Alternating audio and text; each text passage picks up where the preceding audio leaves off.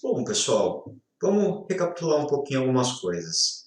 Aula passada, a gente aprendeu sobre o experimento de Ørsted, vimos a regra da mão direita, vimos como que se comportava, né, o campo magnético gerado por um fio reto e longo, quando passava a corrente elétrica por ele, e finalizamos exatamente vendo a formulinha matemática para se calcular esse campo magnético. Então dependia de uma constante, que era a permeabilidade magnética no vácuo, vezes a corrente elétrica que passava pelo fio, dividido por 2π vezes a distância do fio até o ponto em que você queria saber o valor desse campo magnético. A aula de hoje, a gente vai continuar vendo o campo magnético gerado por fios passando corrente elétrica, só que com outros formatos. Então, vamos ver outras configurações de campo e outras formulinhas, consequentemente, para a gente calcular esse campo magnético também. Bom, o próximo que a gente vai ver é o campo magnético gerado por uma espira circular. Então, ao invés do fio ser reto, agora eu vou pegar ele e fazer uma voltinha, formando uma espira ou um círculo. Como que vai se configurar esse campo magnético, então? Vou continuar usando a regra da mão direita para conseguir mapear esse campo magnético e vale ainda a regra de que ao redor do fio será criado um campo magnético. Tá? Então, sempre ao redor desse fio. Só que como o fio agora está fazendo uma curvinha, né, ele está num formato circular, então vamos entender como que isso vai acontecer. Primeiro caso aqui, eu estou pegando um exemplo onde a corrente elétrica está no sentido anti-horário. Então, esse é o movimento da corrente elétrica pela espira. Aplicando a regra da mão direita, você vai posicionando o polegar na corrente elétrica e os demais dedos representam para onde aponta o campo magnético daquela região. Eu vou tentar simular aqui com esse fiozinho, então para a gente ver em 3D, né, como é que fica a aplicação. Então lembrando, sentido anti-horário, então pego o dedão, coloco aqui, eu vejo que desse lado aqui, o campo magnético está sempre entrando, certo? Aqui no papel, no plano, sei lá o que você estiver analisando. E ele faz a curva, né, ao redor desse fiozinho, então no centro da espira, ou em qualquer área, certo, interna a essa espira, eu vejo as linhas de campo magnético saindo dela. Tá aqui o desenho, bolinha, que é vetor, saindo. Então, saindo, e lembra que faz a curva, né, continua vindo para cá, e assim por diante, sempre fechado. Se eu olhar mais aqui em cima, eu também reparo que, continuando aqui no sentido anti-horário, né, o negócio resolveu sair, no sentido anti-horário, continua o movimento, aqui fora o campo continua entrando, xzinho, e lá dentro, fazendo a curva, no centro da espira, eu vejo ele saindo. Então não importa onde a minha mão contorne, certo? Com o sentido da corrente elétrica, anti-horário, eu sempre vejo externamente campo entrando e internamente, fazendo a curva, o campo vai estar saindo nessa configuração. Então aqui está representado o campo saindo no interior da espira, e campo saindo, a gente aprendeu que isso é polo norte, que é campo magnético, né, saída de campo magnético. Polo norte é o que a gente compreende fazendo essa configuração.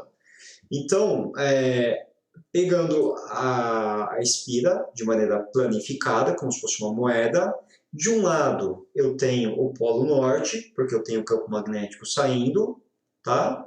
E do outro lado, então se eu olho desse lado, eu vejo o polo norte. Se eu olho desse outro lado, certo? Eu estou vendo aqui para mim, nessa perspectiva, o campo entrar. Então aqui para mim é polo sul. E quem olha desse outro lado, vendo o campo sair, vai ver um polo norte nessa configuração. Então é como se ele fosse uma moedinha imantada, onde um lado da moeda é polo norte e o outro lado de trás da moeda vai ser o polo sul. Então, ficaria nessa representação. Toda vez que a corrente estiver no sentido anti-horário, quem olha de frente vê isso aqui como sendo um polo norte de um ímã. Quando eu troco o sentido da corrente elétrica, então, ao invés dela vir no sentido anti-horário, agora ela vai vir no sentido horário, o que vai acontecer? Eu mudei a direção do polegar.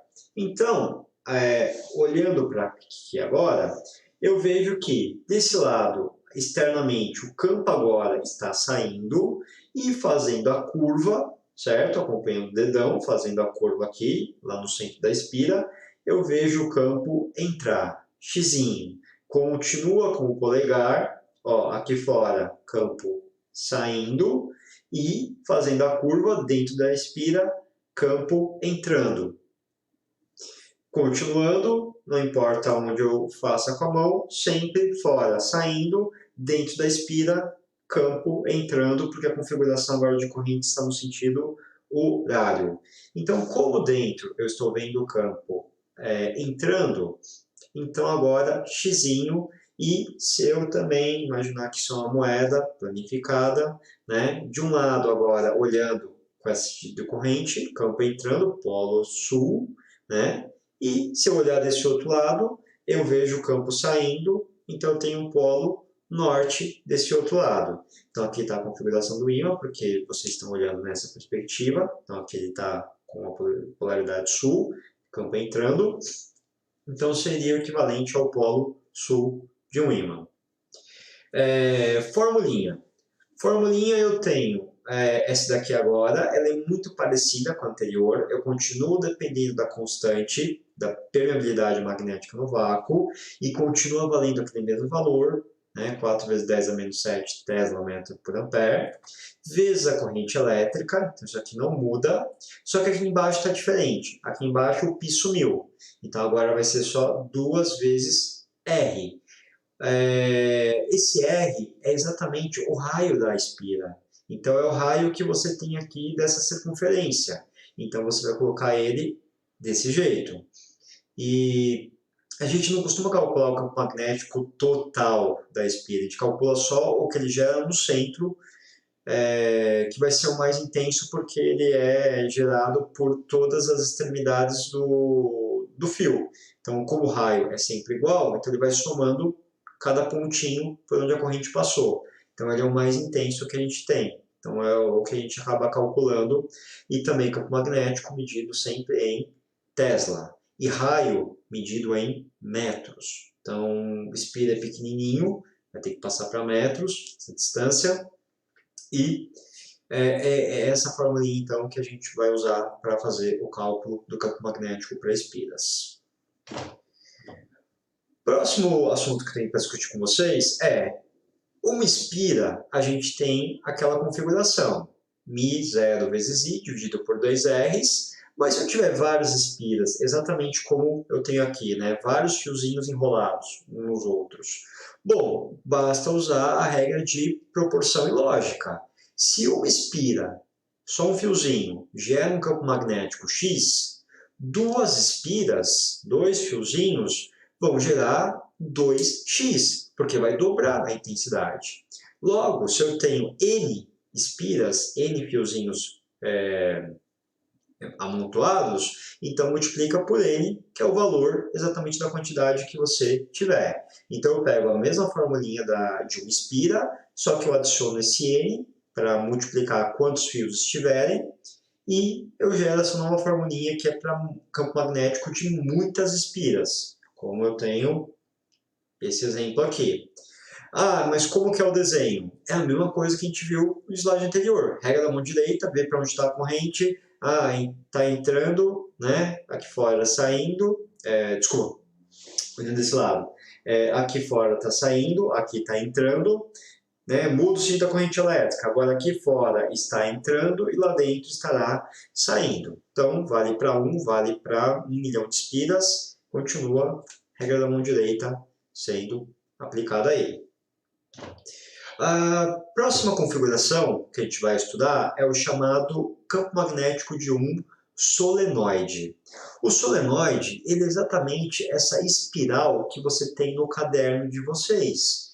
Por quê? Ele é como se fosse um monte de espiras, certo? Como estava aqui, amontoadas, só que ao invés de eu deixar elas bem assim certinha, né, tudo agrupadas uma com a outra, eu simplesmente peguei e fiz uma separação. Então ele vai fazer uma elipse. Uma elipse não, uma coisa helicoidal, né? Então isso a gente vai chamar de solenoide.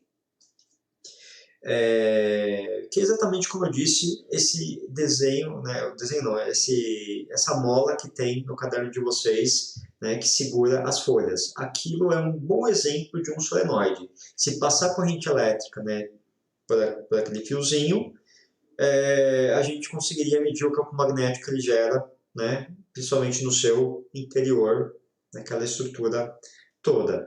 E aí, então aqui está o desenho da configuração. Como que eu vejo isso? Vamos imaginar que esse aqui é o meu solenoide com os fiozinhos enrolado aqui ao redor. Regra da mão direita ainda. Se a corrente elétrica está vindo para cá, significa que eu tenho o campo entrando desse lado e saindo desse outro. Se a corrente elétrica está vindo para o outro lado, então eu tenho o campo entrando desse lado e saindo desse outro. Então, no centro dele, o campo sempre vai estar ou para cá ou para cá, porque a corrente elétrica sempre vai estar circulando, né, como se estivesse aqui ó, enroladinho, né, o tempo em todo esse material. Eu posso fazer isso, um solenoide, com ar,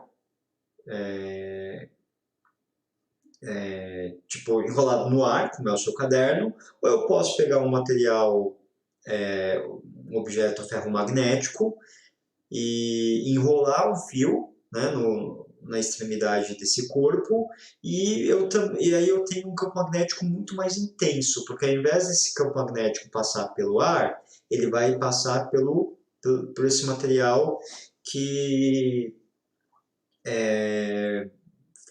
ferromagnético, né, que o campo magnético se sente muito mais amplificado quando passa por essas estruturas desses elementos químicos. Então, ele acaba ficando muito mais forte nessa região. Formulinha para a gente calcular, então, o campo magnético de um solenoide. Continuo tendo aqui, ó, μ0 vezes I, que isso nunca muda, só que aqui está o N, que é exatamente o número de espiras que você tem, o número de voltas. Então, o exercício vai te dar, eu tenho 1, 2, 3, 4, 5 voltas. Beleza, você coloca 5 aqui na formulinha. E dividido por L. O L agora é o tamanho do solenoide, é o tamanho exatamente na régua que tem o espaçamento que você deu entre essas espiras. E ele te dá uma densidade de quantas espiras você tem pelo tamanho que você esticou elas. Entendeu? Elas estão todas achatadinhas, e aí você deu uma esticada, então você mede o quanto foi isso e vê quantas tem, isso te dá uma densidade, então, do solenoide. Então tá aqui o desenho, para a gente ver a configuração. Aqui tem o solenoide passando corrente elétrica. Nessa configuração de corrente elétrica, como ele está fazendo, o campo magnético está entrando desse lado e saindo norte desse outro, e isso se assemelha exatamente ao funcionamento de um ímã, né? Um material físico mesmo, onde eu tenho uma polaridade norte de um lado e uma polaridade sul do outro. Então, esse é o solenoide. Aqui agora nós temos algumas aplicações, que é o eletroímã. Eletroímã são todos esses exemplos que eu estou discutindo com vocês, desde aquele fio reto longo, espiras, bobinas, solenoides, tudo isso é eletroímã. Por quê? Enquanto estiver passando corrente elétrica, ele vai produzir campo magnético, então ele vai atrair prego, moeda, certo? Só que parou a corrente elétrica, simplesmente ele some o campo magnético. Então ele é um ímã artificial, que ele só existe enquanto houver corrente. Você pode ligar e desligar esse ímã, diferente de um ímã de uma pedrinha, né, de uma magnetita, que sempre é um ímã. Você não tem como desligar o campo magnético dele. Mas, para esses últimos exemplos que nós vimos, quando passa a corrente elétrica, que é o que gera o que está gerando o campo magnético, simplesmente parou a corrente, parou também o campo magnético que ele estava criando. Então, são ímãs artificiais. Você pode ligar e desligar quando bem entender. Aplicações, por exemplo, lixão, ferro velho, para transportar toneladas, né, de materiais, fazer até separação, né, do que é ferro, do que não é. Simplesmente você liga aqui a corrente elétrica, gera esse campo e aí atrai todos esses objetos ferromagnéticos que você pode separar do papel, do plástico, até de outros metais que não vão ser atraídos pelo ímã.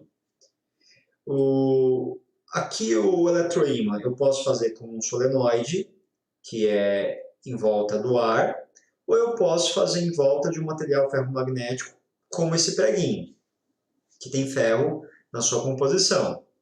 Quando eu faço essa configuração, o campo magnético, como eu já disse para vocês, gerado aqui, é muito maior do que o campo magnético gerado quando eu tenho ar. Não é que é maior, é muito maior. Chega a mudar uma ordem de grandeza até na proporção, ligando uma mesma bateria, certo? Liga com uma pilha aqui. Então, quando você coloca um objeto ferromagnético nesse material, né, esse campo fica muito mais intenso. Lembrando que a corrente elétrica não passa pelo prego, porque ela só vai passar pelo fiozinho. Esse fiozinho, embora não tenha borracha, esses fios de cobre são